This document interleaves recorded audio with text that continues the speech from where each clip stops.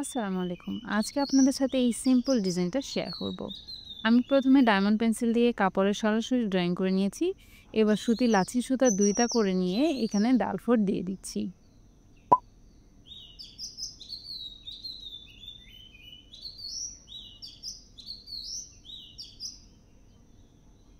এভাবে করে আমি সবগুলো ডাল দিয়ে দিব।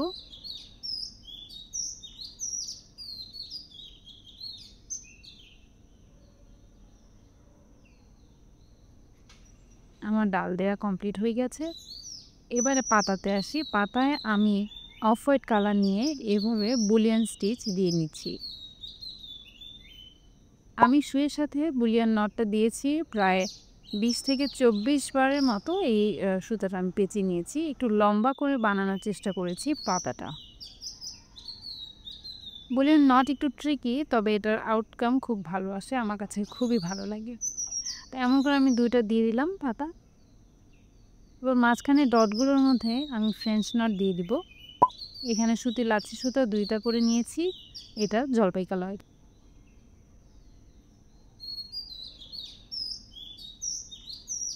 এবার ফুলের কাজে আসি। ফুলেও আমি এখানে বুলিয়ান নট দিব।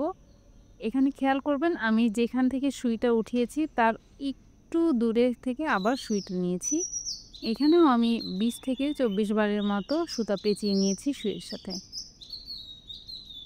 একটু বড় করে দিলে এটা একটা লুপ আকার সৃষ্টি হবে যখন আমি সুতাটা টান দিয়ে বের করব। এই যে দেখুন, এটা একটা লুপ ক্রিয়েট হয়ে গেছে। এবার যেখান থেকে সুই তুলেছিলাম সেখানে আবার সুইটা ঢুকিয়ে দিব। এবার যে লুপটা হয়েছে তার মাথায় এই লুপটাকে নিয়ে লক করে দিচ্ছি। তাহলে এটা খুব সুন্দর সেট হয়ে বসে থাকবে। আবার দেখে নিন, যেখান থেকে সুইটা তুলেছি তার কিছুটা দূরে গিয়ে আবার সুই দিয়ে এভাবে করে পেঁচিয়ে নিচ্ছি। একটা লুপ হয়ে যাবার পর যেখান থেকে সুই তুলেছিলাম সেখানে আবার এটা ঢুকিয়ে দিচ্ছি। এবার লুপের মাথায় সুই উঠিয়ে লুপটাকে সিকিউর করে নিচ্ছি।